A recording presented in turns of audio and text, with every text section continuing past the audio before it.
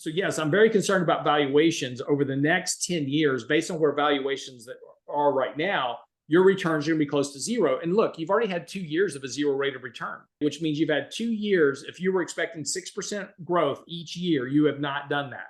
You spent a year losing money and a year getting it back. That's not making money. That's breaking even. And that's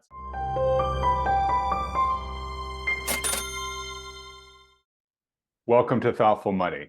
I'm its founder and your host, Adam Taggart, welcoming you here back at the end of yet another week for another weekly market recap featuring my good friend, Aquiline Portfolio Manager, Lance Roberts. How you doing, Lance? Man, you're really stretching this week. You did. Well, look, I'm curious. Do you know what Aquiline means? I'm gonna just say no. Yeah, pass. That's the smart thing to do. It means like an eagle. Right, we're familiar with hearing it like an aquiline nose, right? And that really is sort of like a beak-like nose, like the eagle. But it's actually a general term of or like an eagle. And since you guys at RIA strive to be the eagle flying above the bulls and the bears, I thought it was a particularly apt descriptor for you. Yeah, so yeah, we go along with Steve Miller. So there you go. That should be like our lead-in theme song for these things. Exactly. People are like, well, let's talk about Steve Miller. Who? I know you got to be old. You're old if you know. It's so funny. They have all these videos out now. It says, do you recognize these songs? And it's like these songs from the late 70s and early 80s. And if you recognize, 3 of the 10 songs, you're officially an old person. Like I know all 10 of them. Yeah. It's crazy. They have this lists on the internet of like sounds that like, millennials and Gen Z have never heard, like a busy signal. Right? Or the sound of a rotary phone or the sound of a typewriter or, all these other things that us dinosaurs are like, wow, really? They've never heard that? But yeah. Exactly. Internet dial-up. Internet dial-up. Yeah, I haven't even heard that. The AOL modem. Yeah, exactly. All right. Well, look, lots to talk about. First off, glad to see that you're still alive after the cold snap hitting Texas. Yeah. So it's really no big deal. It's so funny. I mean, everybody was just like freaking out. All the store shelves were completely barren. And you live in Texas, right? So how do you know you live in Texas? When you go to the store and all the sweet tea is sold out, but there's plenty of unsweet tea, you're in Texas. I mean, we're willing to stock up on the essentials, but only, exactly. Yeah. Only the ones that taste good. Yeah, you go to the meat section, the meat section's completely empty, but go to the vegan section, plenty of fake meat there. So you're in Texas. Plenty of kale still left over.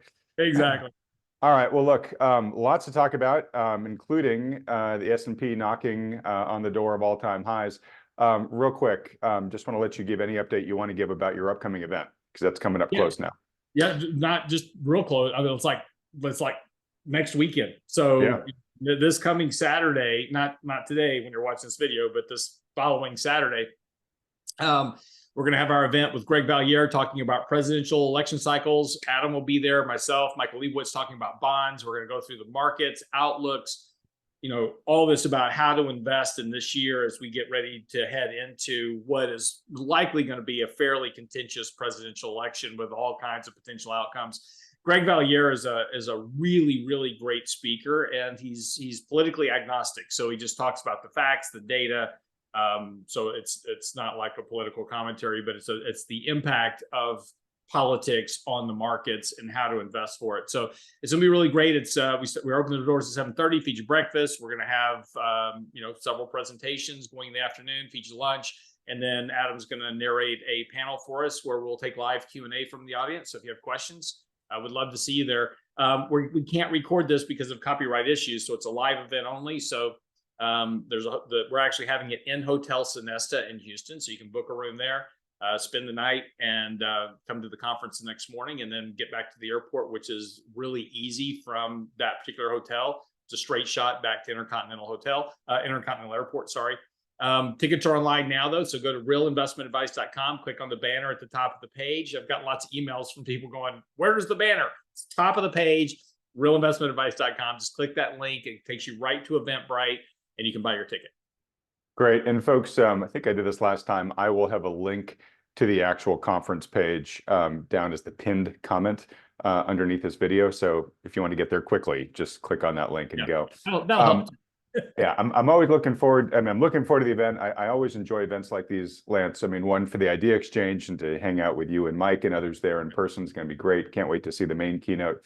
But I also really enjoy these just for, the mingling, like they'd be able to hang out and talk to, people that are regular viewers who come up and, have regular questions, feedback on what we should do with the show. There are just always super interesting people. I always have great discussions. So looking forward to see you there in a week, buddy. Okay. All right, let's see here. Let's start with the market action. The day that you and I are recording this, Lance, S&P looks like it's got a shot to potentially hit a new all-time high. If it doesn't, it's probably going to hit it pretty soon.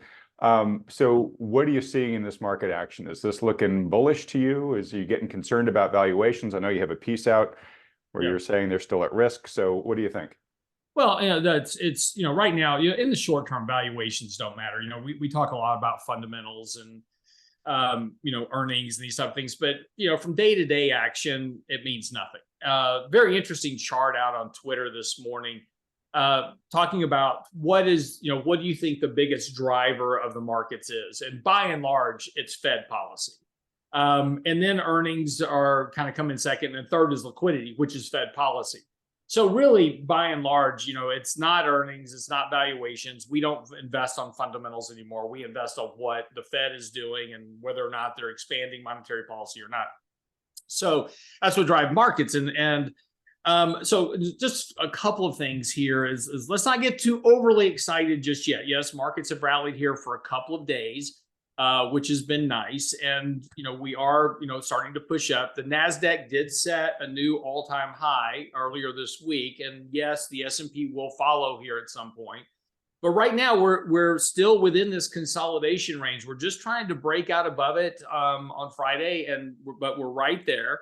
And, the markets have got to make a convincing breakout to the upside. We're still on a sell signal as shown in the upper panel. We're still overbought as shown by the lower panel. We're still working through that overbought process. But none of that means that the market can't go ahead and push higher here and try to make an all-time high. So, and again, because the NASDAQ has done it and because the big drivers that are in the NASDAQ are also the big drivers of the S&P, that's your Magnificent Seven.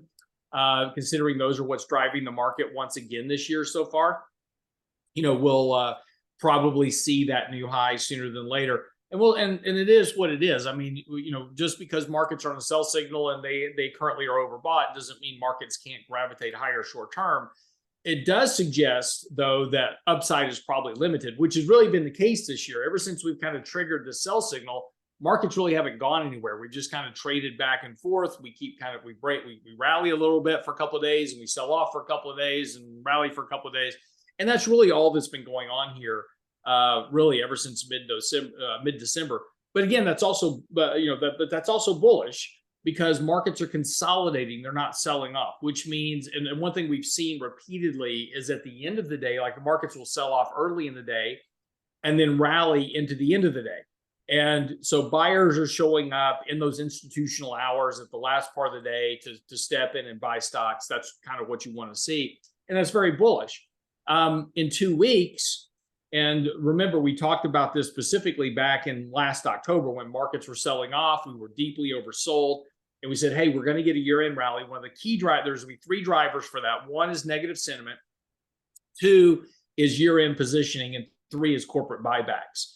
And, in October, that corporate buyback window was closed. It was going to open first part of November, and that's when the rally started. And we had a huge surge in corporate share buybacks in November and December, which was a key driver behind that rally for those 2 months. That window closed mid-December heading into earnings. It's now going to reopen in 2 more weeks. So once we get through this month, that corporate share buyback window will open as we head into February and March. And, we could see some potential, depending on, how strong those buybacks are, that's going to be another kind of support to push asset prices here in the short term. So again, nothing wrong here at all with the markets. They're continuing to kind of do what they do. If you want to talk about there's a concern or, whatever it is, the only concern that, I can come up with. And again, it's really just a question of,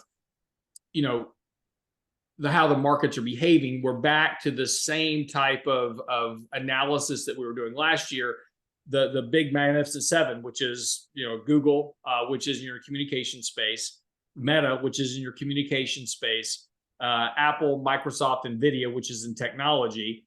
Those by and far away are driving the S&P versus, everything else. And so, eventually you would think at some point that we're going to get some type of rotation within the markets, and some of these out of favor sectors will become much more relevant to the overall market. But you can kind of see this once again when we look at the relative versus absolute performance of the market. Communications by far and away the leaders, and then at the bottom is energy, utilities, and materials, which are economically sensitive. So again, and this little dot over here is technology. So the communications and tech, by far and away, leading, kind of the momentum of the market momentarily.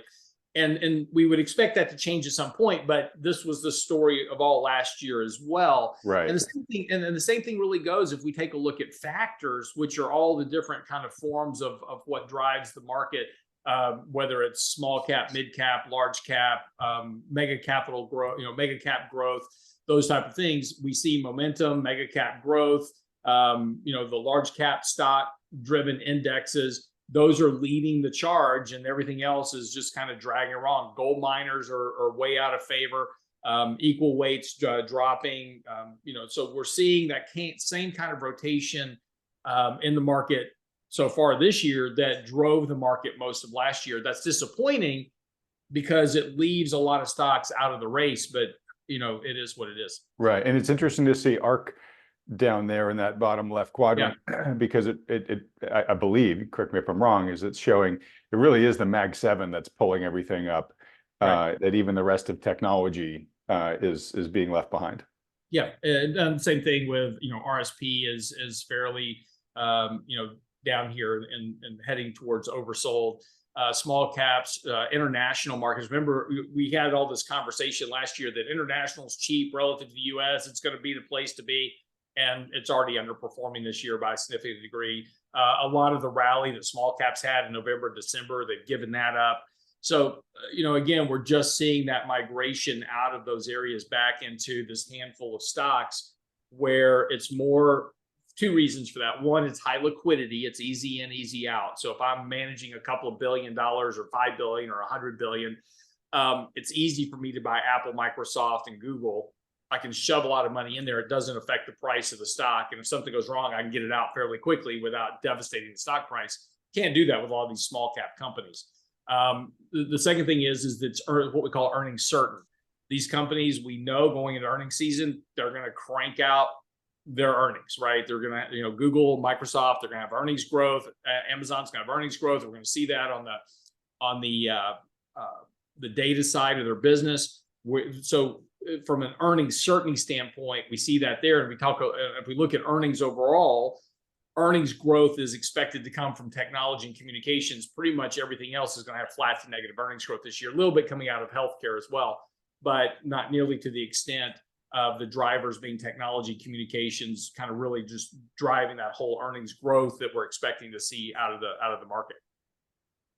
I guess another factor on that too, which is just, and it's what works. Right. I mean, for a long time, a long time back when they were FANG, and then there was MAGA, and then there was all sorts of FANGMEN, and I mean, just all sorts of other acronyms. Now it's the Magnificent Seven, right? Yeah. Basically, that small complex has been the engine that has pulled the markets higher for really the past decade, minus 2022, right? Yeah. Well, and again, it's, we've talked about it before. It's, when every dollar that goes into an ETF, 30 cents of it goes into, basically 10 stocks. I think it's like 37 cents or something. I mean, it's closer to 40, I think. Yeah, it's pushing up there. So, but again, when you have, with most people now giving up trading stocks and just buying ETFs, especially on the retail side, and you take a look at retail flows of how much money's flowing in, from retail investors, how much money there's flowing into ETFs versus individual stocks. There's this big divergence. So, every time they just pile in and buy, I'm just going to buy the S&P and, just kind of live my life. That's fine and dandy, but you're sending 40 cents of 35, 40, whatever the number is now, into just a handful of stocks. So they just keep getting this money flow. Again, another reason why hedge funds want to buy these stocks is they know they're going to get an embedded amount of inflow of capital into those stocks, which are going to drive the stock prices higher. All right. Hey, do me a favor, pull back up the original chart you had, the normal one that we see every week. Oh, okay. I just want you to, I kind of get it, but I just want you to explain to people, because I think in some people's brains, it just feels counterintuitive that we can still have a sell signal in place. Yep. But be hitting an all-time high. Yeah. Well, just because, sell signals are always interesting from standpoint, because, it doesn't mean that just because you have a sell signal, it doesn't mean markets have to crash, right? And this is why people get, confused by by technical indicators. They don't, technical indicators is all voodoo. It doesn't work. And sometimes technical indicators will give you a signal and then the market will do something else for a period of time. And we can kind of look back, at a similar period. We got a sell signal back in, late June. And we were talking about here on the show, we're saying, hey, we got a sell signal here, suggests that upside might be somewhat limited in the market. And then the market just kept rallying into July because we had all this, chase of AI. We're right in the middle of that whole momentum driven AI moment. And so it's like, see, the technical indicators are wrong. The markets are still going up because of, what it is. We're like, hey, just be careful with this, because what this indicator is telling you is that you're going to have a correction of some sort. And we did. It just took a little bit longer to get there. And then you had that 10% correction going into the end October of last year. So, it's not uncommon when you have a sell signal that the market's upside is limited. Doesn't mean it has to go down. And we have been working through this overbought process now for over a month. So again, it's not surprising. And we talked about before, even in a correction of anything, whether it's economic data or whether it's stock market prices or an individual stock price, the stock price can be declining, but it's going to bounce on the way down, right? It's going to head to lower lows. It's heading that direction. But even during that bounce lower, you're going to have these spurts of activity where buyers step in and buy it, and they run the price up a bit, and then they sell it all again. And so that's what happens sometimes with these technical indicators is they give you a good signal. We've had a good signal here for the last month or so. And now we're starting to get some indicators. And again, if this sell signal turns back into a buy signal, it's going to do so at a fairly high level. So what does that mean? Well, it means the market's likely going to go up, but that upside advance is probably limited because you're moving from a slightly reduced level back to a very overbought level very quickly.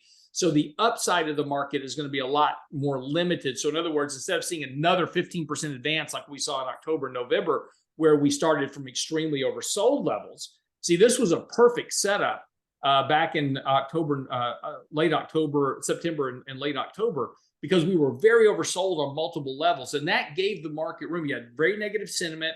Positioning was weak. People had sold everything. The outlook was terrible. And that's a great contrarian setup for a nice rally in the market, which is exactly what we saw. So we had this nice 15% advance. If you get a buy signal here, that's fine. It's going to suggest the market's going to set an all-time high. But we're likely not going to get a whole bunch more after that because you're already back to overbought. You've already stretched the buyers and sellers. We never had a big reduction in the buyers. The sellers really never came out in force. So that imbalance of buyers and sellers is still not there yet that you need to create a much bigger advance in the market. Optimism's still high. Allocations are very high. Cash allocations are very low. So, that's, you will get a breakout to the upside. It may move another 2, 3, 4%, but then we're going to have another correction, coming fairly shortly. Okay. So we've been trading in this pink box, right, for the past month or so. So we've been range bound. If I heard you correctly earlier, the longer we trade in that box, the more bullish you become about the market's future direction, right? Because it's consolidating it's burning off whatever might remain of the previous overbought conditions, and then giving the market a little bit more room to run higher. But before we turned on the camera here, we were sort of talking about the psychological magnetic force of both big round numbers and all-time highs and whatnot. So from that conversation, it seems like you and I both agree that we're probably going to hit a new all-time high here, if one hasn't even been hit by the end of today, just because markets like to say, don't think I can make a new all-time high? Here, hold my beer, right? Exactly. Yeah, so with that, the gravitational force of a big round number, at 4,800 on the S&P, 5,000 isn't all that far away. So I'm just going to ask you to prognosticate a little bit. You think we'll hit 5,000 this year? Our target for this year. So, look, you've always got to, when, at the beginning of every year, Wall Street comes out and they go, here's our estimate of ranges for this year. And the market's going to do this or that or the other thing, whatever it is. And, they're always bullish. They're always, extremely optimistic about, the outlook for the market and kind of where we're going to be over the next, year or so, whatever. And right now, the average estimate for the S&P is around 5,100 for this year. So, I don't like doing that because, again, there's so many things that can happen, and trying to predict anything more than about a year out is really kind of futile to do that.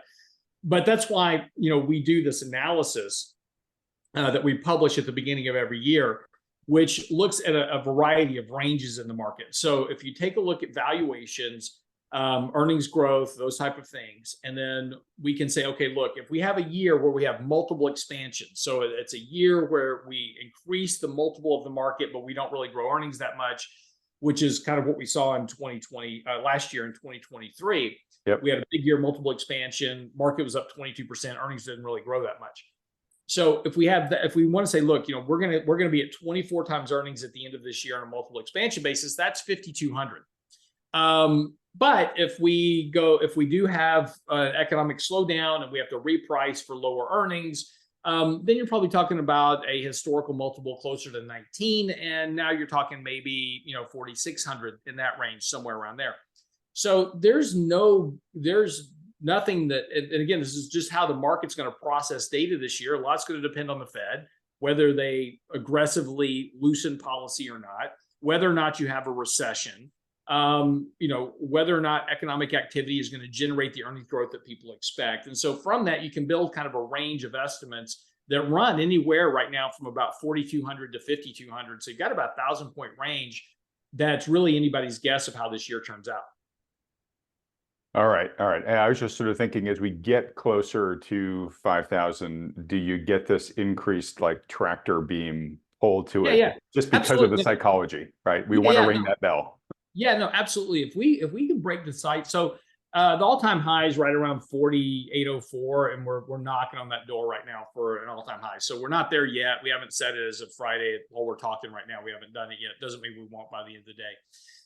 But no, if you can break decisively above 4,800, then that you're going to get a lot of excitement in the headlines and the media is like, oh, it's a new all-time high. The bear market of 2022 is now officially over. So it wasn't a bear market; it was a correction because you consolidated it and broke out of it very quickly. If there's a bear markets generally take 5 years to get back to new all-time highs. Different story, different conversation another day. But if we get above that level, the correction will officially be over. Investors will now have made some money over the last 2 years. So they'll start to actually catch up on their 6% a year that they've missed out on. And now that push towards that psychological big round number of 5,000, it's going to be there, but it's 200 points.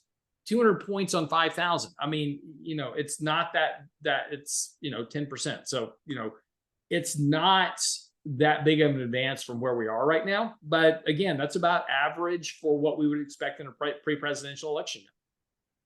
Okay.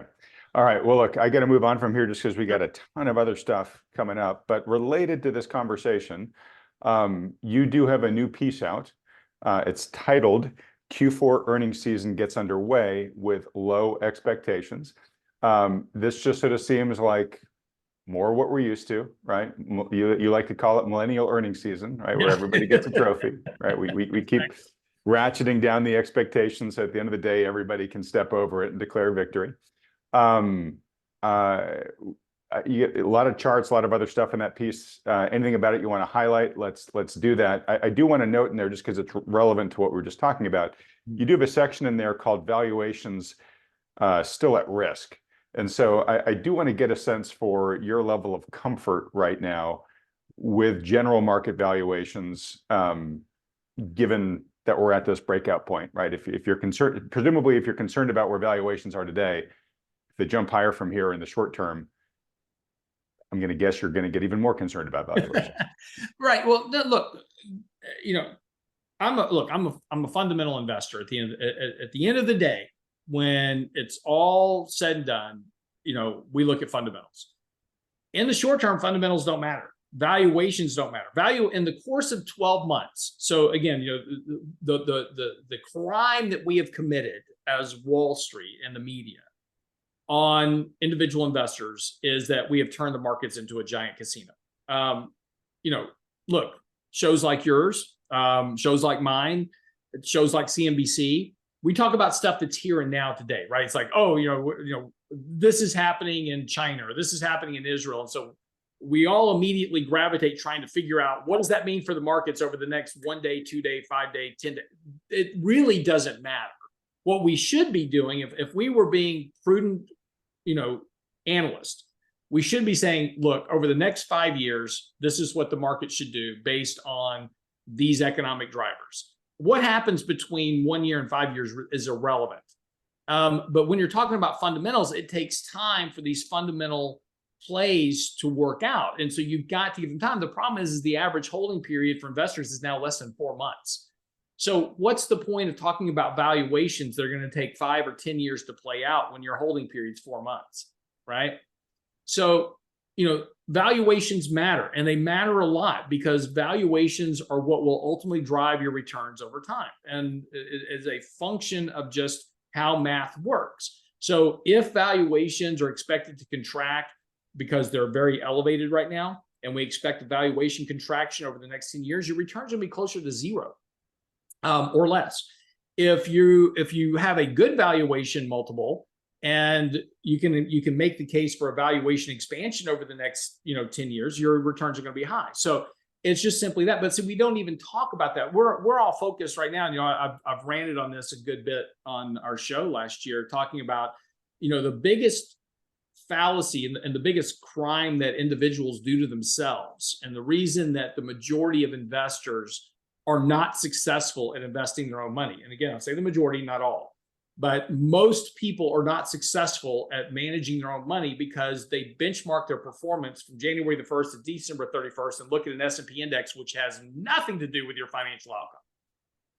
Instead of looking at their portfolio over 3 years or a 5-year period, say, have I done over 3 or 5 years? Am I generating a rate of return that will get me to retirement? It doesn't matter what the stock market does. It doesn't. What matters is are you generating enough money to get to your goal? So are you making progress towards your goal? Right. Yeah. And that's what's important. But see, we don't do that. We're also focused on trying to beat this, this mythical index game, which, has no cash, has a substitution effect, pays no taxes, has no fees or expenses. It has nothing to do with how your portfolio actually works. But this is what we want to chase, this phantom car that doesn't even really exist in the real world. So, and this is why we make so many mistakes on managing our money, and why our return and outcomes are poor over time. And if you don't believe that, that's why 80% of people, even though they're invested, have no money in the bank because they don't do well. So valuation is very important. Yes, I'm concerned. Valuations are currently running at about 24 times reported earnings, 21 times operating earnings. Which, if you don't know what operatings are, if you don't know the difference, the reason that Wall Street switched from GAAP earnings in the 90s to operating earnings in 2000 was because operating earnings look a whole lot better, because basically it strips out all the stuff that can happen to a company, like paying expenses. So, it's the most optimistic outcome. And if you don't know what operating, they're also called pro forma. Pro forma earnings used to be in the back of the 10Q report that was put out by companies. GAAP earnings were in the front because that's what's reported for IRS purposes. In the very back, they said, hey, this was our projection of what we thought we would do this year. The GAAP report, what we actually did. And there's always a big difference between those two. But because Wall Street, like the operating numbers, are always positive and always optimistic because they're our unicorn numbers. If everything in the world goes right this year, we're going to have this fantastic rate of growth. So Wall Street says, hey, let's use those numbers because now that makes everything look better, and we can sell more stocks based on those numbers, and we can sell on GAAP earnings. So we started using these operating earnings to make everything look better. So there's currently a big gap between operating earnings going forward over the next 12 months versus expected GAAP earnings. And that gap is going to close at some point. If you have an economic slowdown, those operating numbers go right out the window. And the problem with using operating earnings as an investor is that you wind up overpaying for stocks consistently. And then when GAAP becomes a reality, that's why you have these big drawdowns in stocks, and why you lose a lot of money in stocks very quickly is because that reality comes home very quickly into the numbers. So, so yes, I'm very concerned about valuations over the next 10 years. Based on where valuations are right now, your returns are going to be close to zero. And look, you've already had 2 years of a zero rate of return. We're not back to all-time highs yet. We went through January 22, all the way through January of 23 to January of 24, and the market's still not back to all-time highs yet. Yes, we're close, but we're not there yet, which means you've had 2 years. If you were expecting 6% growth each year, you have not done that. You spent a year losing money and a year getting it back. That's not making money. That's breaking even, and that's not investing. So that's how over time you can have these big rallies in the markets, and a great period to go examine about valuations and what happens to return. Go look back in 2000 to 2017. Go back and look at 1960 to 1975. Those are periods where markets returns, and of course, not to mention 1929 to 1950. Those are periods where investors spent decades, a decade or more, I should say, not decades, that makes it sound much worse, but they spend a decade or more basically making no money. And returns, and you hear a lot of this stat, there's no period in history where 10 years have had a negative rate of return. Well, it's not exactly true once you include inflation. There's no period where the market had a negative rate of return. Not really true after inflation.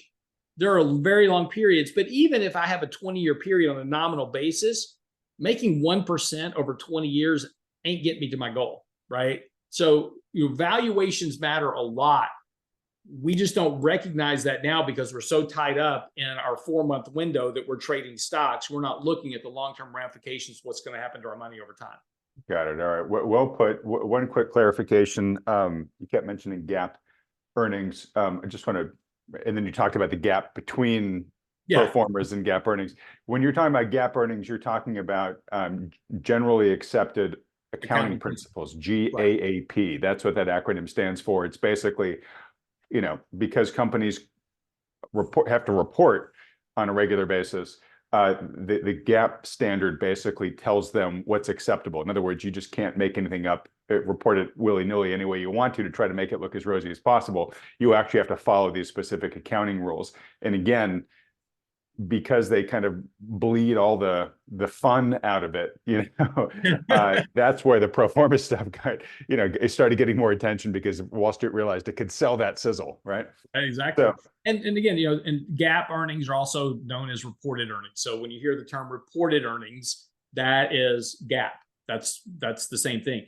And by the way, just be careful with that statement, Adam, because there was a study by McKinsey and a couple of other big accounting firms, and they surveyed the accounting statements and CFOs of major companies, and they found out that up to 10% of the GAAP reported earnings are fudged by the CFOs of companies to make the numbers look better for reporting. Although that technically is called fraud, but well, we just fudge. It's just small fudges, but that's why we do stock buybacks as well, because it makes reported earnings look better. Right. All right, and then to your point about if you're understandably very concerned about valuations, that we could be looking at a prolonged period of kind of zero returns in the market. An investor might hear that and say, "Well, geez, then why play the game then?" right? Like, why put my money in the market if it's not going to do anything likely for the next 5 years, right? And I think the answer to that, but I want you to give your own, is, hey, yeah, if even in a period where the market is flat from beginning point A to end point B, there's a lot of road to travel in there, and there's a lot of volatility, and there's ups and there's downs, and that a passive portfolio may make zero return over this period, but an actively managed portfolio has the potential to make money on the upsides, money on the downsides. You got to get a good, experienced professional to help you navigate that, but you can still make money over that time. You're not doomed to a 0% return. Yeah, no, that's right. And again, if you look back, a great period to look back at. And so, we're talking about math, right? And so if I have a year, just, let's just do it this way, right? We'll make it real easy. So 10 years. So in year 1, I have a 10% return, a gain. In year 2, I have a 10% loss. In year 3, I have a 10% gain. Year 4, I have a 10% loss. Just back and forth. We do that for 10 years, right? Well, if you add that up over time, because the 10% loss is always more ultimately on paper than the 10% gain, right, you actually wind up losing money. And so you're gonna look back over that 10-year period and go, my return was basically zero, a little bit less. My return was basically zero over 10 years, but I had 5 years where I had 10% gains. How does that happen? And a great period to go look at is go look at 1999, 2000 through 2000, 13, 15, 17, somewhere around there. And you can look at it nominal, you can look at it inflation adjusted, it's all the same. But during that period, returns were basically zero, but you had very strong bull market rallies in there, right? 2003 to 2007 had a nice big strong bull market rally. Then you had a 50% correction. You had the 50% correction coming off the dot-com crash. So when you start looking at these periods where you give up big chunks of your gains, you can look back over that time frame and say, what was my net return on a buy and hold basis? But to your point, Adam, this is the important thing about active management. If I can avoid those big downturns to some degree, I don't have to avoid all of it, right? If the markets are down 50 and you're down 10, that's okay. Nothing wrong with that. Because when you get that next bull market cycle, you're going to be back to even very quickly and then start making money. And there's going to be any sideways market over a period of time, you're going to have these periods of a year or two where the market really takes off, does tremendous, and then you're going to wind up giving up a bunch of it. My big concern going forward is looking back, and we've written some articles about this here recently. If you look back through history from 1900 to 2023, the market return on average about 8% a year. That's exactly what it should do. That's 6% capital appreciation, which aligns with 6% economic growth, 4% in dividends, less inflation. So that gets you about 8%. That's exactly what the market should do. So if you look at 1900 to 2008, markets kicked off about 8% a year annualized. Now, that's not average. Markets don't do that every year. You didn't get 8% a year. There were big, long periods where you had zero rates of return. You had massive drawdowns in 74 and 2000 and 2008. So you got to be careful when somebody says, oh, the average return is this. That's the average. That's not reality. Very, very big difference about how that impacts your money. But the important thing is that from 2009 through 2023, markets returned 12% a year on average. And that's because of 43 trillion of capital invested in the markets. We talked about this on the show before. So my concern going forward is unless the Fed is going to go back to zero interest rates, doing successive rounds of quantitative easing of $120 billion a month or whatever it is, and the government's going to start sticking a lot of capital back into the system, sending checks to households or whatever, then where's all the liquidity going to come from to generate that 12% annualized rate of return? X that, we get back to economic growth of 2%, which means stocks will return 2% because stocks and the economy are basically linked. 2% dividend yield, so there's 4 minus inflation of 2. So, you're back to 2. So without all that monetary liquidity, returns are going to be a lot lower. But even if returns go back to 8% a year, that's going to be really disappointing compared to the 12 everybody's gotten used to, right? Mm-hmm. So, yep. It's going to be, and look, I get emails from people all the time. It's like, oh, hey, look, Lance, I want to give you some money to manage. I just need 15% a year to reach my goal. I'm like, thank you very much for emailing. have a great day. It's not realistic, but that's what people have gotten used to over the last 10 years because of all this massive surge in monetary liquidity. And I don't know whether or not we can sustain that. I do know that in order to sustain the level of spending that we're doing, and I have an article out today on the website at realinvestmentadvice.com talking about how the deficits are sustaining our economic growth. It's on my list. We're getting there. Okay, well, in order to fund that deficit, the Federal Reserve will have to monetize up to 40% of that debt long term, which means, you're talking about a Fed balance sheet now north of $30 trillion at some point to monetize that debt into 2050. So, that's the only way you can keep justifying just an exponentially high multiple in the market and this continued growth rate in stocks, because stocks are no longer attached to economic reality. And either at some point, stocks are going to have to return back to what the economy can actually generate, or you're going to have this massive surge of liquidity that just continues indefinitely. And at some point, stock buybacks even become problematic because companies are going to buy themselves back. Yeah. I mean, there's only so many shares out there. And when was the last time you saw an Apple or Microsoft split their stock? Yeah, long time.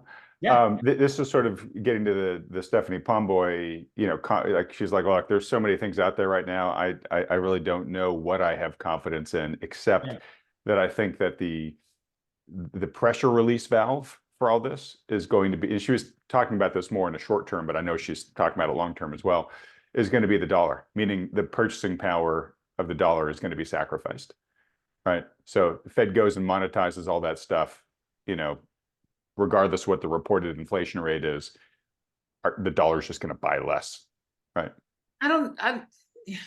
Maybe, but that didn't happen during the last monetization round. The dollar got stronger. No. I think you're talking about the DXY. I'm just talking about purchasing power. I'm just talking about regular people and what their money can buy. Like, if you lived during the period of, leading up to 2022, right? And we had too little inflation, right? As the Fed kept saying, the average person was like, what the hell are you talking about? I mean, we didn't have the crushing inflation we've had in the past 2 years, but the average person was seeing a lot of stuff go up. I remember railing about health insurance going up double digit year after year after year, long before things got crazy with COVID, right? Oh, yeah. Well, but again, those are policy choices. We talked about that before. I mean, the affordable. Well, so is monetizing 40% of the debt. Well, yeah. But also, Affordable Care Act. When we talked about those issues previously, that's what drove your healthcare costs. Oh, sure, but I could have said that about a ton of other things as well. Yeah. So I'm saying it's not just the Fed monetizing debt that causes that problem. But yeah, I don't disagree with what you or she is saying. She's right from that standpoint. The problem with debt, and we've said this so many times, is it doesn't generate economic prosperity. It does just the opposite. It's a massive wealth transfer from the poor and the middle class to the rich. And this is why, if you take a look at, it was an interesting chart out the other day. It says, 36% of the market is owned by households, and the rest is owned by foreign investors and pensions and those type of things, right? So, but households own a tremendous chunk of the stock market. Sounds encouraging until you realize that 90% of that is owned by 10% of income earners. Actually, it's 93%. The data just came out. Yeah. 93% is owned by the top 10% of households. Yeah. And so be careful on this, Lance, because you can wind me up and we can talk the whole more time about this. Well, no, I'm just saying, the issue, to Stephanie's point, I'm agreeing with her, is that the things that we're doing to sustain a minimal rate of economic activity, and rather than letting the economy grow organically or contract organically as it should be let to do, we're just making things worse for the vast majority of Americans, because we're just transferring their wealth to the upper income classes, or the ones that are providing the jobs, providing the stuff, right? That we all use and consume, the service, service providers, whatever they are, those are the people that are absorbing the capital that we're getting. And so we keep doing these kind of same, making these bad same decisions over and over and over again, expecting a different outcome, and things just keep getting worse for the poor and the middle class. All right, well, now you've done it, because I am going to dig more deeply into this now with you. And I still have a lot to get through, so we have to box this. Real quick, I just want to, a note I made after reading your deficit spending piece. I don't know if you saw it today, but there was a little like TikTok clip that was making its way around, that I grabbed it because I said, maybe this is the perfect visualization for this eternal deficit spending. It's a rat on the New York subway, and he got stuck on an escalator, and he's trying to get up the escalator, but he doesn't realize it's an escalator. So he's just in this loop where he's not going anywhere, but he keeps going up stair after stair after stair, and he's wondering why he's not getting anywhere, right? And it's sad. It's sad, and of course they're putting it to like Rocky music and that stuff, right? But is that a good visualization of where we are right now, deficit spending, where we have to kind of keep spending more and more just to keep the system going at this relatively anemic rate, right? Yeah, I mean, without the deficit spending, we would be in a deep recession, right? I mean, there's no two ways about it. And so, yeah, we have to keep spending more. If it wasn't for the CHIPS Act, if it wasn't for the Inflation Reduction Act, if it wasn't for all this other money that we've put out there, we would be in a much worse situation. And by the way, just from a political standpoint, it's not the president that does this. We all blame the President Trump, President Biden, whoever we're blaming for these issues. They're not the ones that spend money. It's Congress. Congress has the purse strings. They're the ones that pass the bills, and it approves it, and that's how money gets spent. And yes, the president has to sign off on it, but Congress is the one that drives the spending. And so, when we look at who we're really voting for, the president really doesn't matter nearly as much. And we make a big deal out of the president, but you really got to look at who you're electing into Congress and the Senate. That's where all the problems actually occur. But we just keep our whole reality has now become, and look at what's happening with this whole debt ceiling, right? We just kind of keep kicking the debt ceiling out. We say, oh, we got, if we don't pass the spending bill, which, we just passed a spending bill yesterday, which will kick the can down for another couple of months until we hit the can again. But we just keep spending more and more money, and we don't even have a budget. We just, we'll just spend the same amount of money and we'll just approve some more. Right. And sorry to interrupt, but technically we don't even have a debt ceiling right now. Yeah, right? exactly. It was Armageddon, and then we just agreed, well, you know what, we'll just pretend it doesn't exist for the next year. Exactly. And so we can just kind of keep spending money but this is what politicians want because it keeps them in office. It's what makes people feel good. I thought there was a really great video on TikTok the other day. There was a reporter, and he went into Chicago suburbs. And, most of these are the suburbs, these are lower income suburbs of Chicago. And President Biden recently passed a spending bill that was going to spend, like $240 million in these underserved areas of Chicago and other major cities. So Houston, Chicago, San Francisco, and others. We're going to spend all this money on these underserved communities. And so he was interviewing the people, the citizens of these communities, and saying, what do you think about this? The Biden administration is going to spend all this money in your community. What do you think? It's like, oh, this would be great. We can get after school programs, keep our kids off the street. We can increase, we can get better education system for our kids. We can, get better healthcare services for our families, which are really lacking. One of the big problems right now that's happening in a lot of these cities is they're getting food deserts because of all the theft. Grocery stores are leaving. Yep. And so they need services. They need access to services. And so they were like, this is great. All this money will be fantastic for our community. And then the reporter says, yeah, they're going to be putting electric chargers into your neighborhoods for electric vehicles. And they're like, nobody can afford an electric vehicle in the neighborhood. What's this going to do for us, right? But this is government, right? Go back now, we've talked about this before, who benefits from putting electric chargers in these underserved communities, right? What lobby effort was done saying, oh, Mr. Biden, you need to put electric car chargers in these underserved neighborhoods for electric vehicles that they don't even have because they can't afford them. This is good. And so now we're going to spend all this money that's going to make the providers of these chargers a lot richer, but it's not going to help society or the economy at all. And this is the problem with all of our spending. If you take a look at all of our spending, it's never directed at increasing the economic prosperity of the vast majority of Americans. It always benefits a very small, finite group of people that are generally the providers of the goods or services that are the receivers of the money. It's lining the pocket of the special interest that push for the initiative. All right, look, we could talk about this forever, so I got a knot, but here was the, I'm going to talk about it a little bit more, because this was the question I wanted to ask you. And this is probably a whole video in and of itself, but I just want to at least scratch it with you here for a second. Okay.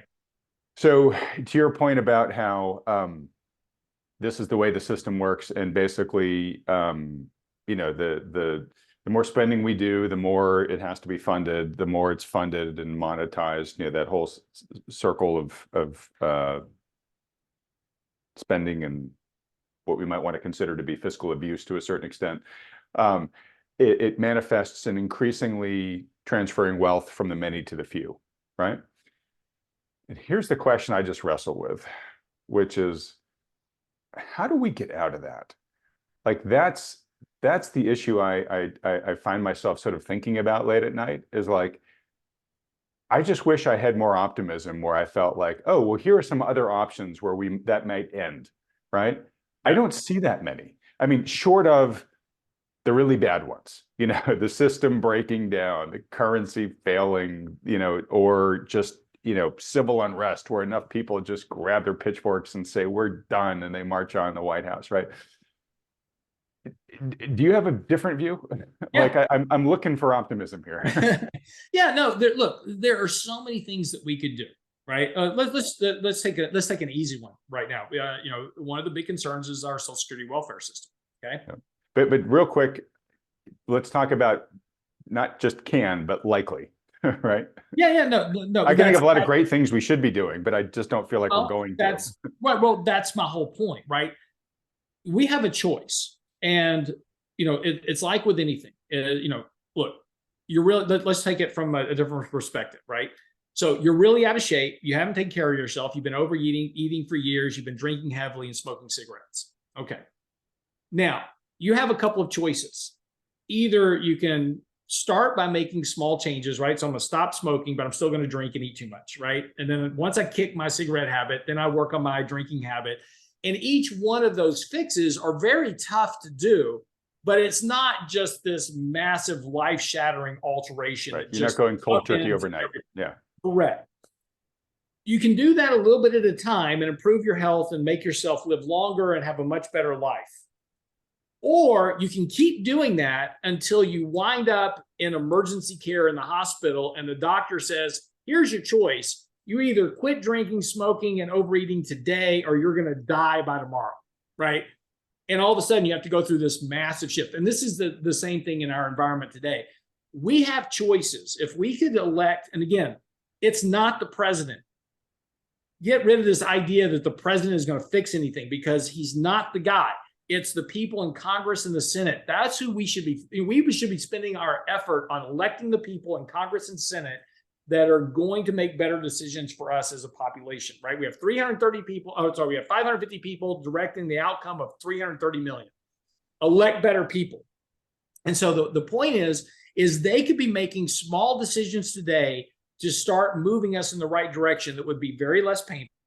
Yes, we're going to have to give up a little here, give up a little over there. You're not going to get a check sent to your household. I'm sorry, in the next recession, you're going to have to just suffer through it with everybody else. Or at some point, to your point, the bond market, the dollar, they're going to fix the problem for you. And it's going to be amazingly difficult when that happens, because now you're talking about the next depression when that occurs. And it will occur at some point. That system will break because it's just simply a function of its own weight. Now, probably you and I will be dead before that happens, thankfully. But that's what our future will look like if we don't start making some changes now. But nobody in politics wants to actually do that.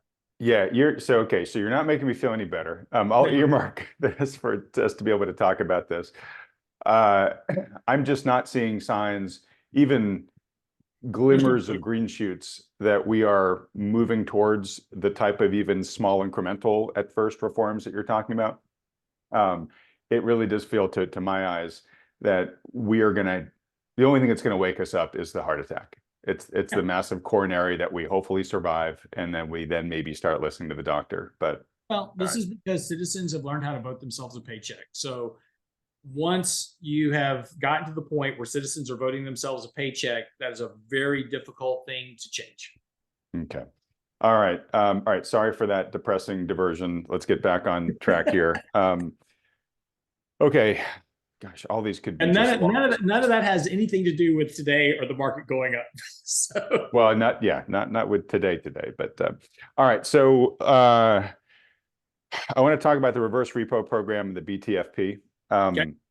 For those that have not seen it, I just want to give a plug for the video that just came out before this one with Dave Bianco. Highly recommend you watch that one. And actually, if you want to understand how these programs really work, watch the video that came out before the Bianco one with Andy Constant, where he spends a lot of time just sort of talking about how the plumbing of both those programs work. But the reverse repo facility continues to see drawdowns. At its current pace, it's looking to zero out by about March. And Bianco and others, I think, are really beginning to say this may be why the Fed changed its tune, and surprised everybody. Beginning of December, we're not even thinking about rate cuts, and then all of a sudden, 2 weeks later, hey folks, rate cuts coming, get ready. And Dave and I talk a fair amount about his reasons why. But basically, it comes down to the fact that the reverse let me put it this way. Reverse repo programs are a form of tightening. But when you drain, when you're doing less tightening, right? When you're draining that program down, it actually acts as easing, and that has been a big cushion so far against the quantitative tightening that's happened, and even to a certain extent the rate cuts. And there's been other spending out there, the deficit spending that Lance was talking about, and a whole bunch of other things that have been pushing liquidity up too. But this has been a pretty big factor. And the concern is that once that's drained, like we haven't really been feeling the bite of QT because we've had this offsetting program going on. Once that gets drained, if it does indeed get drained, then we really start to feel the bite of QT. And presumably it's the kind of mental calculation of how bad that bite would actually feel to the economy, which has got the Fed saying, shoot, we're we're worried about that. But anyways, so I just want to get your thoughts on this. So not surprisingly, that is actually the subject of this weekend's newsletter on the website at realinvestmentadvice.com. As you always do, always generally ask me questions about stuff I've already written something on. Just to be clear, I just mentioned things and you have written on all of them. Yeah, well, so this weekend's newsletter is going through exactly this, is that you got two things that are going on right now. So you have the draining of the repo, the reverse repos are getting drained. At the same time, in March, the bank term funding program that was the backstop for regional banks, last year, that also ends. And I can see the Fed letting the bank term funding program end because it's no longer being used for the purpose that it was meant for.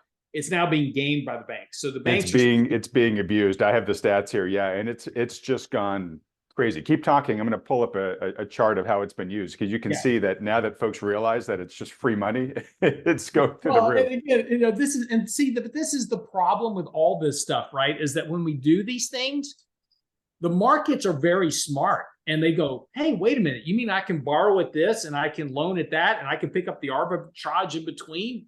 I'll do that. And that's how they make money. So they figured out how to make money with this BTFP program and have been arbitraging the crap out of it ever since this thing really kind of started. And there's the chart for you.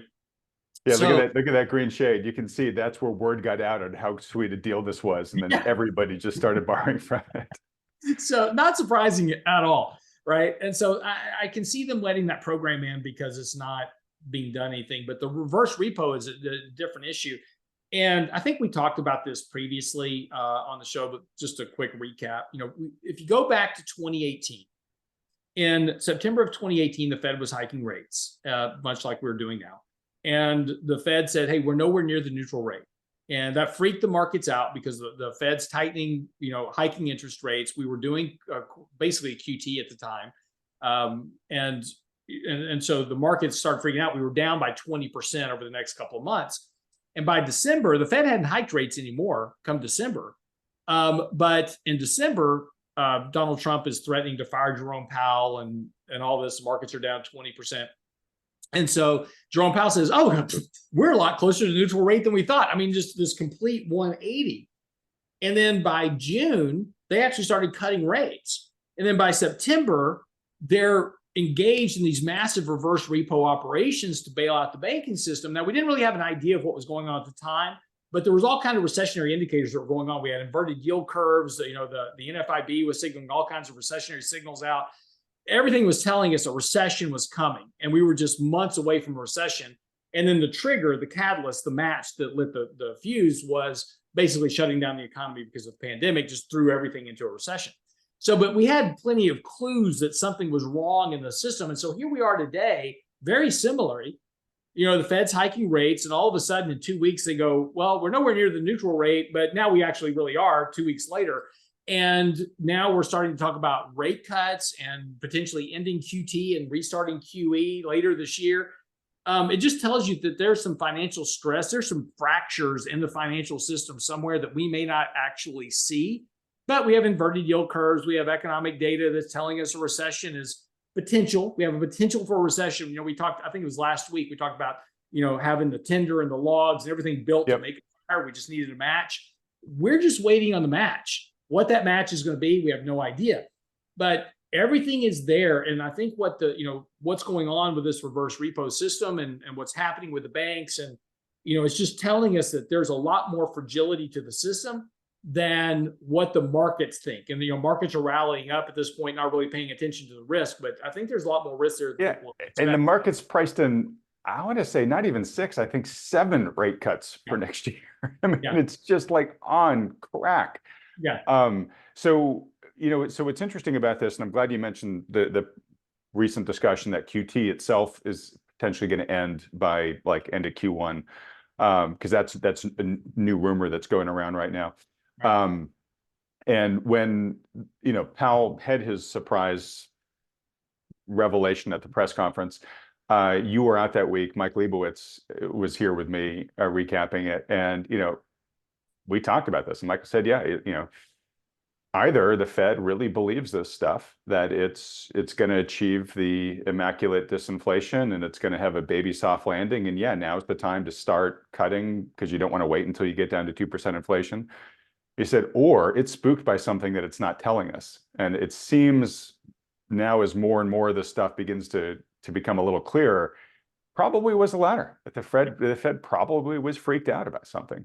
Yeah. And again, you know, you have to end QT if you're going to rebuild the repo operations. So, you know, you can't keep draining that liquidity from the system if you're having to provide liquidity to the system. So and that's why, you know, that's why now everybody's going, okay, yeah, QT is going to end sooner than later. Could be March, could be June, but sometime within the first half of this year, we'll probably be back towards, you know, initially they'll just stop QT. But I won't be surprised that shortly after that they start increasing the balance sheet again. Okay, and if it does, it just proves that, you know, we're never going to normalize the balance sheet. No. No, and again, like we said before, if the government's going to keep spending the way that they're spending money, the Fed's going to have to monetize up to 30% of that. So there's no way you're going to normalize the balance. And what is normal, right? You have to remember the normal balance sheet was 330 million pre-2008. Right. And so, you know, where you're you know, when you're talking about trillions upon trillions of dollars, we're nowhere near normal. Okay. My recollection, it was 800 billion, which I'm sorry, still, sorry, it's 330 billion. I said million. It was 330 billion, then it went to 800 billion. But yeah, now we're to trillion. So to normalize, you know, back to even the $1 billion range, right? Just let's get back to $1 billion. Oh yeah, never going to happen, right? Remember the whole, oh, it's going to be so boring. It's going to be like watching paint dry, right? Just all that stuff is just lies, right? Yeah, just, exactly. well, maybe back then, I'm willing to say maybe back then it was naivete. Now it's just going to be lies. If they ever tell you, you know, oh no, don't worry, we got to monetize today, but boy, we're going to get rid of this later on. Just come on. Yeah. No, and you know, it's just, and again, you know, I've written the articles on this recently about how the market has now been trained by the Fed, you know, like the Pavlovian response of, you know, Pavlov and the dogs ringing the bell, is that in the end, this is why the markets are rallying so hard, is that they rang the bell. They said, hey, rate cuts are coming in QE. That means buy stocks. Yeah. All right, look, we can talk about this forever. One last point on the bank term funding program.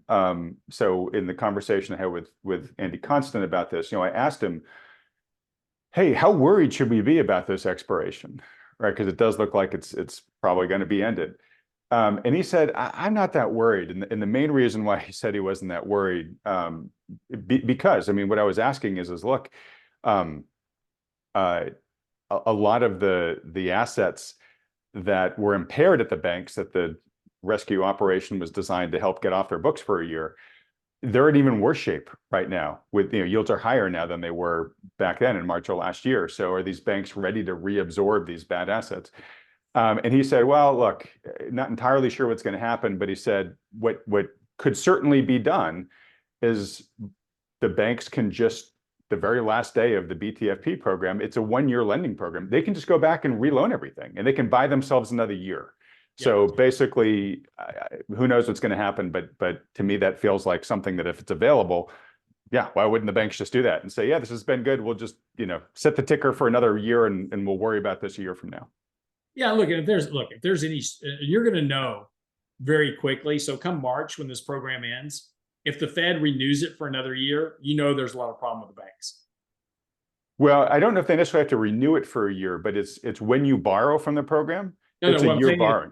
Right. No, yes, correct. Oh, but you're saying if they do extend it, then that's a strong sign. If they come up at the end of this period and say, because again, we know the banks are just gaming the system now, right? Right. And look, the regional banks are doing okay. We haven't had more failures. Everything's fine so far.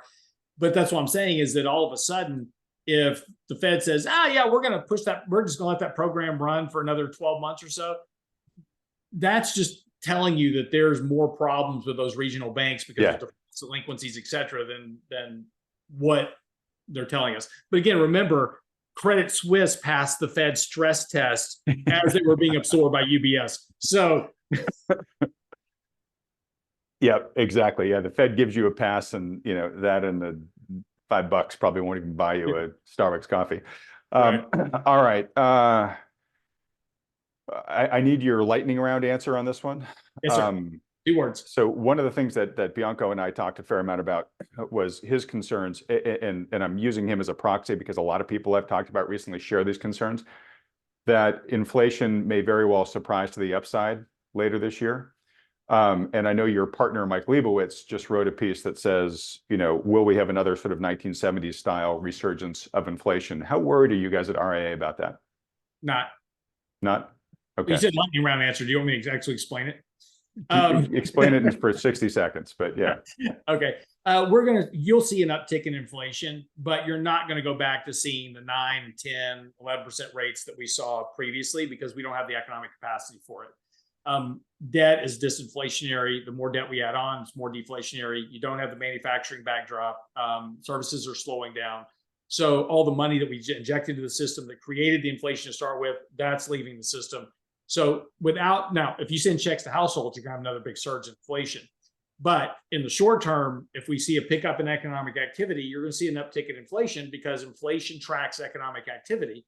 Yields will track inflation, which tracks economic activity. Right. So, and what if we see economic activity pick up? I mean, it's measured by GDP. It's still not doing that bad. But to your point, let's say it ticks up. But what if it ticks up at a point where the Fed is cutting and ending QT? That would be even more inflationary, right? No.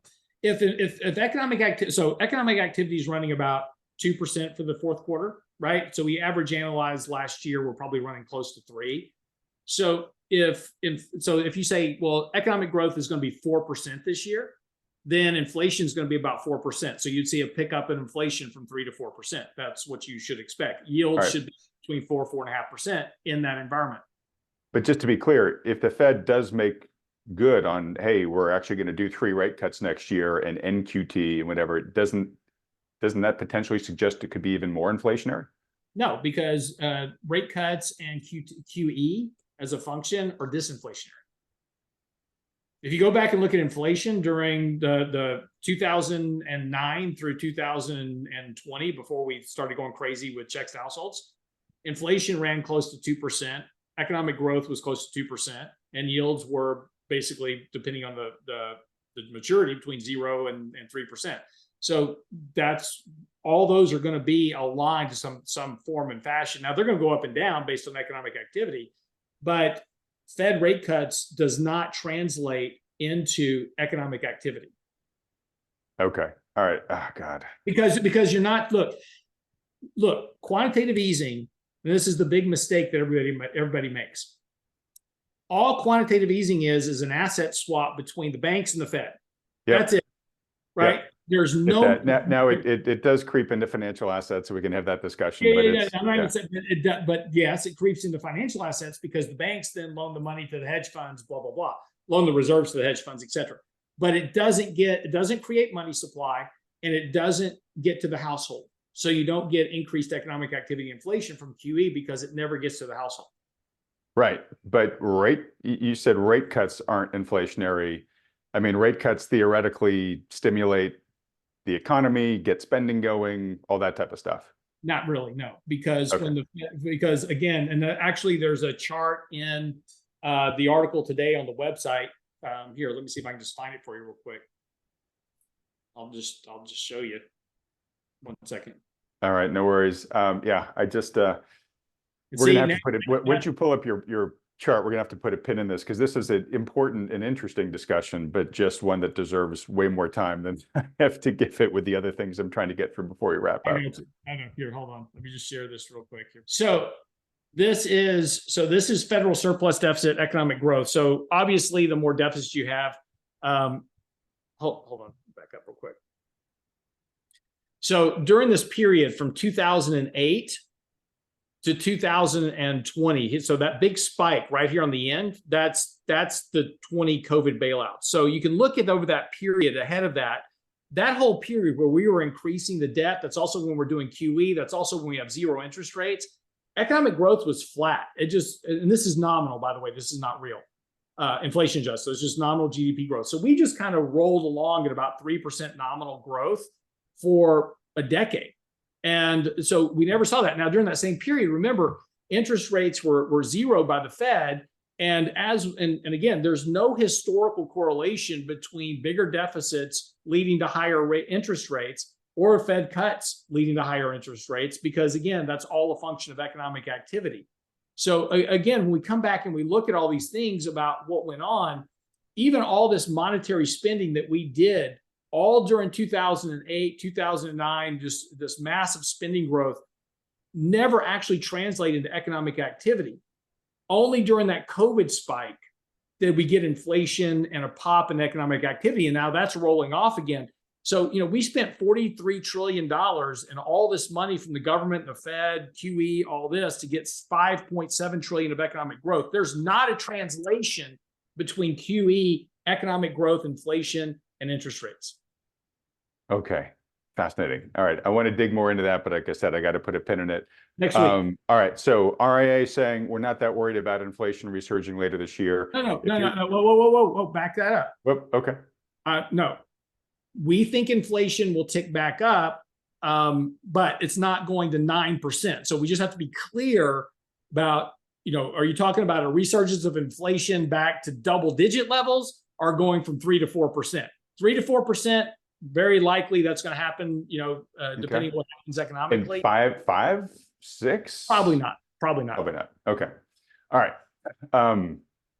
Okay. God, I want to dig into that, but we got to move on. All right. Next week we'll do the fallacy QE next week. Okay. Again, lightning round, because I want to get to a couple quick things as we wrap up. Bond yields continuing to creep back up here. Anything to comment on about this, or just sort of? Okay. Kind of what we said before, which is that we expected bond yields to creep up to about 4.25%. Doing exactly. Look, the stock market in November, December got extremely overbought. Bonds got extremely overbought short term. Everybody was piling into bonds all of a sudden. It was like, all of last year, nobody wanted to own a bond. And then at the end of the year, everybody wanted to buy one. So everybody jumped into bonds. Bonds got very overbought. And just like everything else, we're just going through that corrective phase. 4.25%, still kind of our target.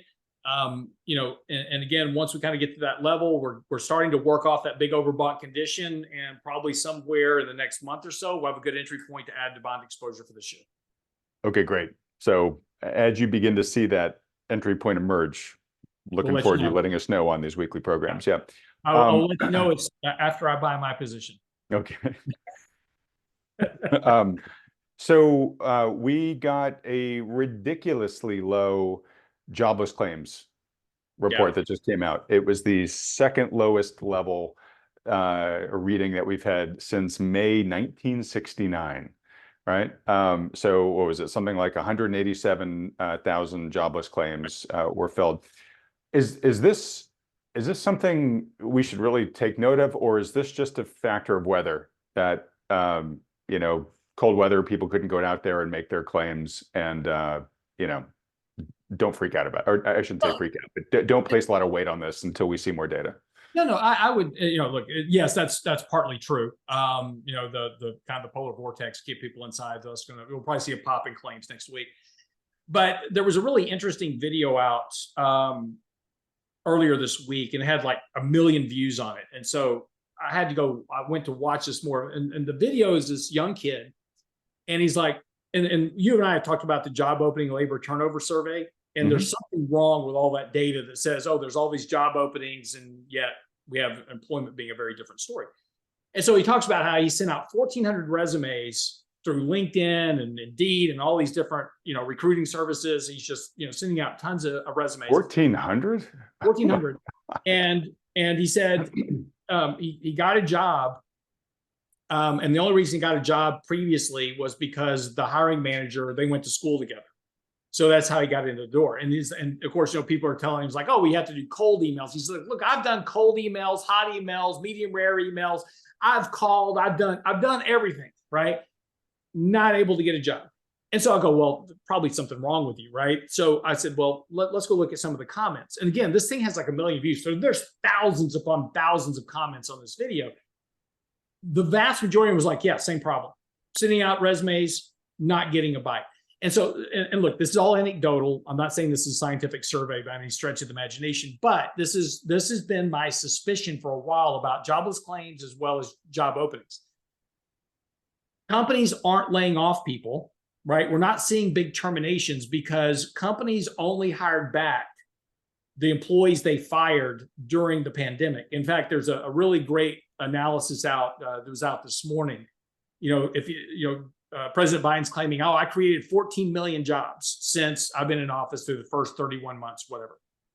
Actually, if you strip out all the jobs that were lost that came back, he's created like 300,000 manufacturing jobs, like a total of 2 million jobs have been created during his tenure as president. And so what that tells you is that companies have hired back what they want, but they're not hiring a lot of excess. So so as things slow down, there's not this big need to lay off a ton of people because they never overhired coming out of that recessionary downturn we had in 2020. Yep. So if I'm not firing a lot of people, there's not a lot of jobless claims. But that also means that, and we talked about this before with job openings, restaurants always have job openings, right? I've always got an opening at my restaurant for 4 waitresses or wait staff and a hostess, right? Because they quit all the damn time to go somewhere else. So those jobs are just perpetually out there. Doesn't mean I'm hiring for them. And so when I get resumes in, I just put them on file and we sit on them. We always have job openings at our company, right? If you're a financial advisor, you've got a book of business and you've got your CFP, we'd love to talk to you. Right? We are always looking for new advisors to add to our platform and to our company because we're always in need of that because of servicing our customers. But just because we're always hiring doesn't mean we're hiring today, this minute, right? We have to have need and financing and all this. So again, a lot of companies have openings that doesn't necessarily mean they're hiring, and that's that dispersion that we're seeing between the data and initial claims as well as job openings and what's happening on the ground floor of the economy. Got it. And I can say anecdotally, I know a few kind of bright, shiny young kids, younger adults who are out there trying to get their first job and just not having success. I mean, these are high pedigree candidates, and they're doing everything. They're not just sending emails, they're networking, they're showing up with custom, handwritten, I really want to work here stuff. And again, super anecdotal, but it supports what you're saying. All right. Oh, go ahead. No, I was going to move on. So if you have anything else to say. No, go ahead. It's not all right. So I need literally your like real lightning round answers on these two next things. The Chinese stock market, it's really falling pretty hard.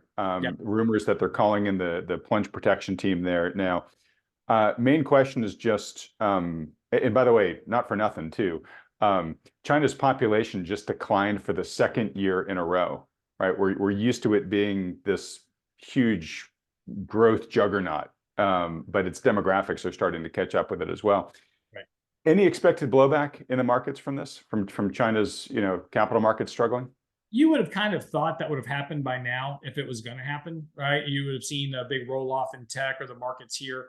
And I think what's happening, again, I'm not saying that won't eventually happen, because there is a correlation between Chinese market liquidity and liquidity to the global markets as well. So there is something we're paying attention to. If China starts stepping in and starts bailing out their markets, that should benefit us. I'm surprised that we haven't seen a bigger drawdown in tech here. The reason I think that's the case is because money's hiding in U.S. tech stocks. U.S. tech stocks are easy in, they're highly liquid, they're very safe, and they're perceived to be a form of safe haven for capital. So if I'm supposed to have money in Chinese tech, and I don't want to be there, I'm putting it in U.S. tech, theoretically, as a place to hide. So I think we're seeing a lot of that flow push into U.S. tech, people hiding there because of what's happening in China. Just it's theory. I don't have any proof of that. All right.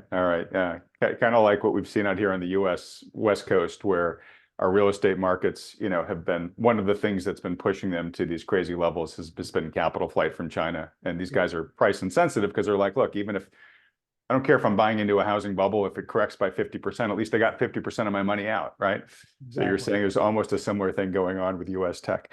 Okay. I just want to note this because we've touched upon it in the past. You haven't seemed particularly nervous about it, but it is continuing to heat up versus cool off. And so I just want to note where it is, but looking to the Mideast, the situation there just, again, continues to get hotter. We've now have US and the UK striking 60 plus targets, Houthi targets in Yemen. They've been lobbing these drones at the shipping fleets, right? So that's going on. Iran and Pakistan just exchanged missile fire, and Jordan just bombed Syria. So, it's just getting more and more unstable. Who knows where it's going to go? Hopefully things quiet down. Just want to give you a chance to just say, is this catching your attention at all? Are you still not that worried? I'm not worried. I'm not. Look, when it comes down to this, am I personally worried about the environment that we live in, the geopolitical risk that potentially could affect our lives here? Yeah, of course. Who wouldn't be? One of the greatest tweets I saw all week long was this exchange between the Houthis and the U.S. Navy. There was a tweet out and it says, "You don't mess with Taco Tuesday." Of course, the U.S. Navy just decimated a bunch of Houthi ships, so Houthi targets, and it was, the Taco was signed the USS Enterprise, and the tweet came from the captain of the Enterprise. So it's just basically the Navy's not worried about this at all. But anyway, I'm definitely worried about the escalation of that, but the markets don't care. It's interesting. We're not seeing a big, we added some energy exposure earlier this year as this escalation started on expectations. We would see potentially a pickup in energy prices because of this. It's not really happening. Energy stocks are hanging in there, but they're not participating. We expected a lot more. We also own companies like Raytheon Technologies, which build missiles and all kinds of weaponry for these type of events. And those stocks are doing okay, but certainly not, what you would expect, that there was real concern about this escalating into a much bigger thing. Maybe that still comes, but kind of from a stock market perspective, which is what you're asking me, the market isn't overly concerned about that, because the areas that should be benefiting the most if there is this rising risk of war should be doing a whole lot better than they are. So the market is not concerned about this escalating at the moment. Okay. I'm debating whether to mention this. I guess I'm going to try to squeak it in. If we can't, we'll just push it to next week. But I wanted to let folks know about the Corporate Transparency Act. Has that been on your radar at all, Lance? Yes. This is like come out of nowhere for most people. This is stupid, but go ahead. So basically, if you're a business, practically any business, you have to file this new Corporate Transparency Act, and there are pretty serious repercussions if you don't file for it. It's brand new. It just started allowing filings at the beginning of this year. You've got the entire year to file this thing. But if you are one of the 30 million business owners who's going to have to file, this should be on your radar if it's not. And this basically, presumptively, it's you identify, okay, I'm a business. This is who I am. I am here in America. And it's basically trying to weed out like money launderers and stuff like that. No, it's not trying to. No, that's the reason they gave you. That's what I'm saying. That's what I'm saying. No, presumptively, that's why they're saying it's supposed to do it. That's not why they're doing it. Yeah. No. I mean, it's basically just creating another big data registry to be looked at. No, they're going for this. Okay, so first of all, you just threw out a stat: 30 million business owners.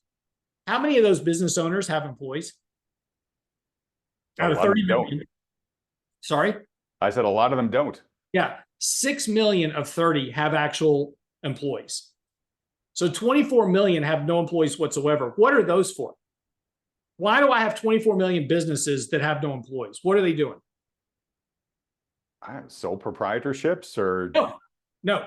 They are trusts. They are LLCs for housing real estate assets. They are grantor trusts. They are special needs trusts. They are estate trusts. They are for all kinds of asset protection and estate planning issues. That's what they're for. Like for myself, I have a whole LLC, has no employees. All it does is house assets. That's what it does, right? And so, for instance, I may have, if I have like 10 rental properties, I've got 10 LLCs that I own 100% of that each own a real estate property. So under this act, if you own more than 25% of the business, you have to register. So if I own a trust with a bunch of assets in it, and I'm the government, I want to know where all these assets are that are theoretically hidden at the moment because they're behind these protection walls. This makes me disclose who owns all those assets. Yep. Yeah, well, that's what I was saying about it. It's creating this big registry for, basically greater government. The government is wanting to know where your assets are and who owns them.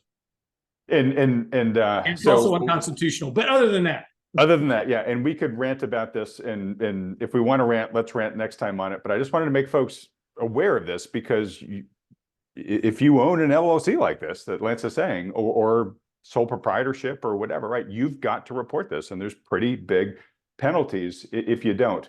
The only thing I'll say is two things. One, like any government program, it can be abused. I think we've already probably put the ideas in the minds of people of why this is maybe a scary thing from a transparency and government being all up in your grill standpoint. But already there is reports that FinCEN is flagging transactions according to kind of people's political persuasion, that's looking for keywords and things like this. So it already seems to be getting sort of abused for political purposes already. And then when I went to their website today, it said that FinCEN's been notified of recent fraudulent attempts to solicit information from folks, basically, scammers pretending to be FinCEN and saying, we need this information, give us all your information, right? And then taking that information and basically trying to get your assets. Amazing that would happen. Amazing that would happen, right? Yeah, no, if you shop at Cabela's, or you shop at Bass Pro Shop, or you search keywords of MAGA or Trump, yeah, you're on the radar. Yeah. So anyways, where I'm going with this is it's not good. Again, maybe Lance, maybe we can dedicate some time in a future video here to really dig into this for folks and probably get a good rant on. But to the extent that you think you may be one of the people that has to comply with this, go to fincen.gov. That's the website. You can find more details there. And if you do have to register, you have to register by the end of 2024. Or again, like I said, those pretty stiff penalties start to kick in. All right. Beginning to wrap things up here. First, some really good news for folks. Got a lot of real kind support from people as I was studying for that securities exam. Took it yesterday, passed it. So I can, breathe a sigh of relief, get that off my brain. It's going to unlock some of the final big things for what we want to be able to offer to folks through Thoughtful Money. And you'll see and hear more about that pretty soon as I get the final approval from the securities authorities and be able to get green lighted to do some of the things I want to do. But I want to thank everybody again for your kind wishes, and also super excited for the mental bandwidth that's getting freed up by not having to study for that test anymore. All right, Lance, I want to get to a little rant/human interest topic this week. And I think this one's going to be right in your wheelhouse. So one of the reasons why, I pushed forward with studying for the securities exam when it came at a completely inconvenient time, both in terms of, all the transition of moving away from my previous company to founding Thoughtful Money to, my father passing away last month, and just a lot on my plate, but I had to keep persevering to pass this thing. And what drove me to do that was the bigger picture, right? Super inconvenient, super painful in a lot of ways to have to just keep grinding away at that. But the important thing is I knew what I was doing it for, right? And this comes down to the topic of today's rant, which is the importance of knowing your why.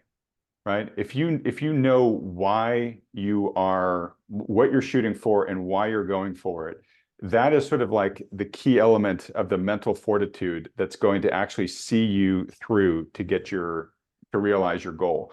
We talk a lot in the past about, grit and dedication and commitment and learning how to persevere through adversity and all that type of stuff. But the number one thing that researchers say that make people successful in doing that is having a really clearly defined why. And maybe you've read the books by guys like Simon Sinek, Know Your Why, and that's how you achieve personal goals and business goals and all that stuff. But the best visualization of this that I've seen is there was a TV series. It was just a one season series back in 2016, I think, called The Selection. Do you ever see that, Lance? I did not. So The Selection, it's a reality show, and what it is it's like a accelerated special forces program. So it's designed by Green Berets, Navy SEALs, Army Rangers, and they basically put out a casting call and they said, "Hey, think you're tough? Think you've got what it takes to make it through special forces training? Come show up at our place here. If we accept you," right? It's a very stringent screening program. We're gonna end up with like 40 of you, and we're gonna put you guys through this, hyper condensed, hyper intense version of special forces, and we'll see how many of you come out the other side. And Lance, this was just the most brutal abuse that these guys went through. And what was interesting is it was kind of divided into three waves. The first wave was to see, okay, so like let's just weed out the people who aren't physically tough enough, right? So it was just like horrific, multiple times a day, just feats of endurance and strength, and just beating on these people, exhausting them physically, and then waking them up an hour later and having them do it all over again. The second phase was weeding out the people who weren't mentally tough enough. So this was the sleep deprivation, they capture some of these guys at some point and put them through sort of like, mock torture, waterboarding, stuff like this. And they just try to beat these people down emotionally and mentally. And then, whoever's left after that, then they kind of, grind them through the rest of the program. And, lo and behold, I think it's something like, 3 people out of the 40 or whatever make it through at the end. But what they show you through this, because they're doing interviews along the way with the folks that are, getting abused and trying to determine if they're going to stick in the program or not. The key thing is those that had the clearest why for why they were doing this and why they were there, those were the guys that made it through to the end. They had a very strong sense of what they were trying to get out of it, why it was an important part of their identity, why it was important to them. And that was what kept them going when they were locked in a box, in the dark, with water dripping on them and they hadn't eaten in 3 days, right? So one of the things that stood out to be the most in that series was the fact that if you looked at the candidates on day one, and you said, all right, I'm going to try to predict who's going to make it through here. Really easy to go look at the really big, beefy guys who just, looked really tough, both physically and mentally. They just seemed like the most aggressive and focused. And to really discount, the smaller, more wiry guys, or in many cases, a lot of the women, compared to these big hulking guys. And in almost every case, you'd have been wrong. It just shows that kind of the size of the package doesn't really matter when it comes down to having the ability to just persevere through misery. And what really does instead is it's the why. So it's fascinating series, really great sort of deep dive into the amount of abuse that the human body can take. But again, really what is it that gets us through extreme adversity? So anyways, anyone who's interested, I'll put a link to the selection down below in the description of this video here. If you've got, time, next week or whatever, you're looking for something interesting to watch. It doesn't take too much time. I think it's like 8 episodes. Really pretty fascinating. And so, again, I know this is sort of a bit of a world that you're familiar with, Lance, but we talk a lot about a lot of the behaviors that people should engage in. I want to make sure we really underline this point about the why. In fact, it's almost the thing you should start with, right? Is to say, if I want to be better, if I want to go through, some sort of metamorphosis or transformation, I better be real clear at the beginning why I'm doing it, because if I'm not, I'm going to get knocked off in this journey by, the pain, the uncertainty, the unpleasantness, or whatever of it. You're nodding as I'm saying all this. Yeah, well, no, I mean it's with anything, right?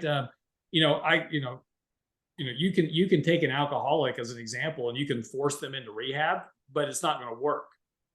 They have to reach the point that they want to fix the problem. They've got to say, I've got to do this for me to do this. That's the why, right? Why am I going to put myself through this agonizing pain, whether it's, trying to become a Navy SEAL or just trying to lose weight, right?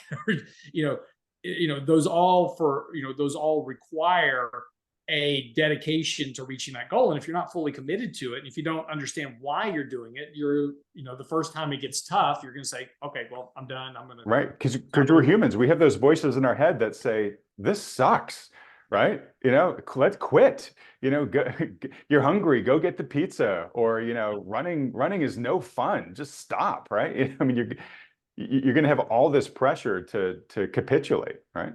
Yeah, exactly. So, I mean, but again, this goes with everything in life, whether it's your job, your business. Again, we've talked about starting a business, and, people complain about capitalism, how capitalism's broken, which is absolutely not true. You can go out and start a business today and be one of those 30 million business owners you have to report your information on. But anybody can go start a business, but you better damn well know why you're doing it, because it's not easy. It takes a tremendous amount of work. You've got to risk. You've got to sacrifice. You're going to work late hours.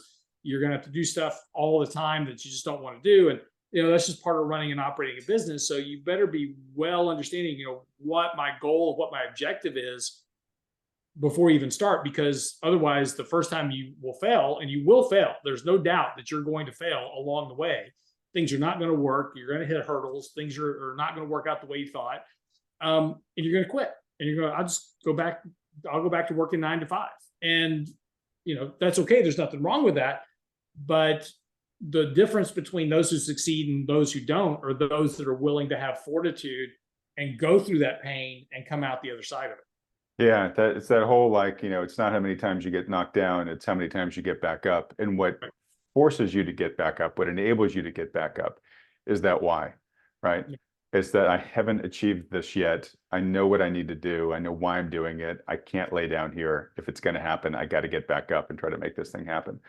So, I think my counsel here to people would be, look, I think in general, people don't do nearly as much goal setting as they should. And when you set a goal, you should try to make it a SMART goal, right? And what is SMART? Specific, measurable, actionable, realistic, and time bound. I think that's what it stands for. If you're going to make a goal, make it a SMART goal. But even then, SMART goals, they need a why, right? So, I guess I just recommend anybody listening to this interview right now is if you maybe take a moment today, 5 minutes over coffee, and just try to identify 1 to 3 important goals in your life, right? They don't have to be business goals, but important goals in your life that you want to make progress on in 2024. If you can write SMART goals for them, absolutely great. That's the extra credit. But I think the key assignment here is just to really just clarify your why. Can you write a why for each one of those ones? That's just a short sentence. And if you can, try to share it with somebody and just like really crystallize it in your mind. Yeah. And again, to your point, I mean, it's, we all set New Year's resolutions and they always fail, quickly. It's like go to the gym, no, I hate going to the gym in the first 2 weeks of the year because it's jam packed with people. By the end of the month, it's completely empty again. So, that's just the way New Year's resolutions work. But, and that's because they don't have a obtainable goal. It's unrealistic. I'm going to lose 50 pounds this year. That's not realistic. I'm going to lose 2 pounds this month. That's realistic, right? That's where you want to work on your goals, is make them short-term, make them attainable so that you have a big goal, right? My goal is to lose 50 overall, but I'm going to lose 2 pounds this month or this week or whatever it is.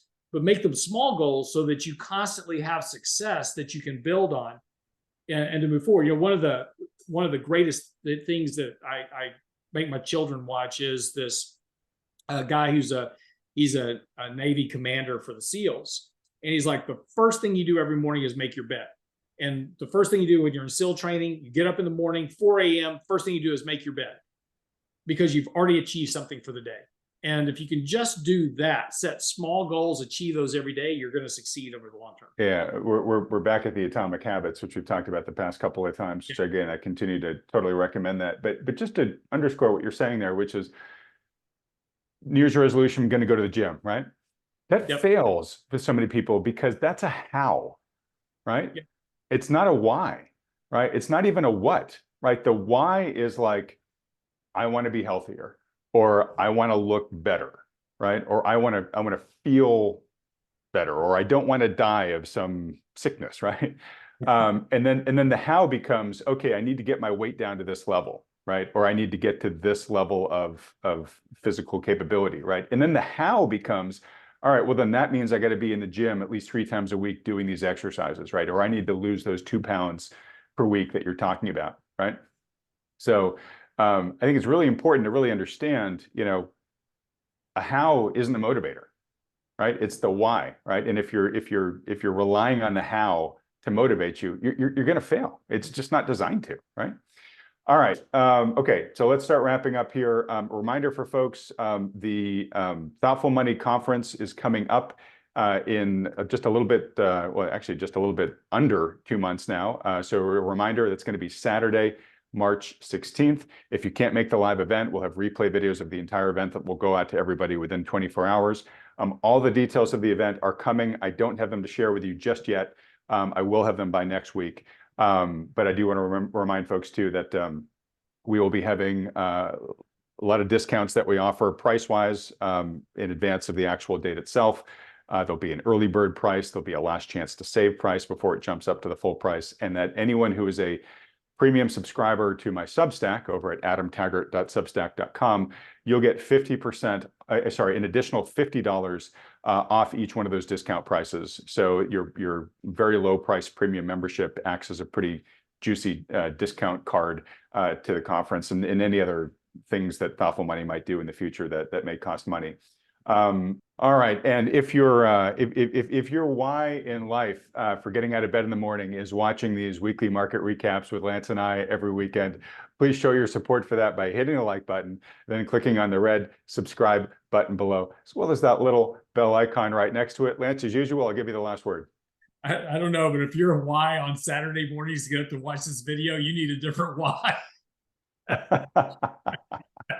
Come on, there's no higher use of people's time than watching us. No, it was actually very interesting. There was a Statista survey out this week that showed the most popular podcasts, like the top 10 most popular not podcasts, but genres of podcasts, and nowhere on there was money or investing or finance. Right, self-improvement was at the bottom. True crime and stuff like that was way up the ladder. But you think about all the podcasts that are out there where you could improve your TED Talks and everything else, that you can be improving your education, improving your knowledge, giving yourself up a leg, kind of a leg up in life. And we're watching true crime stories about how to murder our wives, but we're not not even on the genre list in the top 10 as the one thing we depend on for our life, which is money. So hey, thanks for watching. We appreciate it, and we'll try to make sure you make some money over the years. Well, I'm going to search for it right now. Yeah, I know we put all the world's information for free in everybody's hands, and what do? We watch cat videos and true crime. I do want to leave with this great comment that somebody submitted last weekend, just to give us a little bit of hope in the story here. Somebody said, these weekly market recap videos are the new adult version of the Saturday morning cartoons from when we grew up. And I know you and I both got a big laugh out of that, and we were debating which one of us was Yogi and which one of us was Boo Boo. I'll let the audience decide that. But anyways, folks, thanks so much for spending your weekend with us today watching this. And for those that watch regularly, thank you for doing this with us week in, week out. Lance, always great with you, buddy. Folks, if you want to watch that interview with Jim Bianco, I'll put up a link to it right here. Lance, I'll see you in a week. Everybody else, thanks so much for watching.